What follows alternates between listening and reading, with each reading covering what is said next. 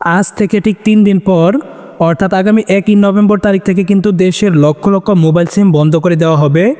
আজকের ভিডিওটিতে আমি আপনাদেরকে দেখাবো আপনার সিমটিও কি বন্ধ হওয়ার তালিকাতে আছে কিনা সেটি কিভাবে চেক করবেন। যদি আপনার সিমটি বন্ধ হওয়ার তালিকায় থেকে থাকে তাহলে সেই ক্ষেত্রে আপনার করণীয় কি, এই বিষয়টি আমরা আজকের ভিডিওটিতে জানব। এবং এই মুহূর্তে এটি জানা কিন্তু অতীব জরুরি, কেননা আপনার সিমটি যদি একবার বন্ধ হয়ে যায় তাহলে কিন্তু পরবর্তীতে আপনি আর চালু করতে পারবেন না।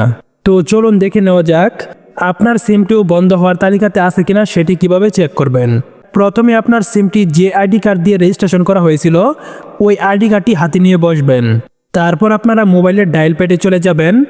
মোবাইলের ডায়াল প্যাডটিতে প্রবেশ করার পর আপনারা *16001# লিখে ডায়াল করবেন। আমি নাম্বারটি আবারও বলছি, *16001#, এটি লিখে আপনারা ডায়াল করবেন। এখানে অবশ্যই আপনার আইডি কার্ড দিয়ে যে সিমটি রেজিস্ট্রেশন করা ওই সিম দিয়ে ডায়াল করতে হবে, অন্য কোনো সিম দিয়ে ডায়াল করলে কিন্তু হবে না। *16001# লিখে সার্চ দেওয়ার পর আপনাদের সামনে এরকম একটি পেজ আসবে। এখানে আপনি আপনার আইডি কার্ডের শেষের 4টি সংখ্যা টাইপ করবেন। আইডি কার্ডের শেষ 4টি সংখ্যা টাইপ করার পর আপনারা এখান থেকে সেন্ডে ক্লিক করবেন। সেন্ডে ক্লিক করার 10 সেকেন্ডের মধ্যে কিন্তু আপনাদের ফোনে একটি SMS আসবে। তারপর আপনারা ওই SMSটিকে ওপেন করবেন। ওপেন করলে কিন্তু আপনার আইডি কার্ড দিয়ে যতটি সিম রেজিস্ট্রেশন করা আছে সবগুলো সিম কিন্তু আপনারা এখান থেকে দেখতে পারবেন। এখানে কিন্তু দেখতে পাচ্ছেন আমার আইডি কার্ড দিয়ে আমি টোটাল 5টি সিম রেজিস্ট্রেশন করছি।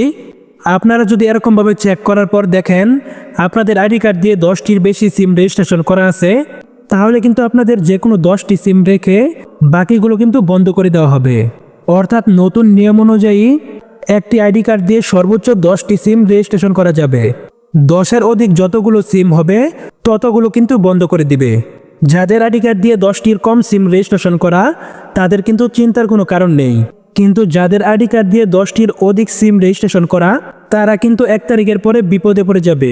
এখন আমরা দেখব যাদের আইডি কার্ড দিয়ে 10টির বেশি সিম রেজিস্ট্রেশন করা তাদের কি করতে হবে। আপনাদেরকে কাস্টমার কেয়ারে ফোন দিয়ে আপনারা কোন সিমগুলো ব্যবহার করতে চান সেগুলো বলবেন।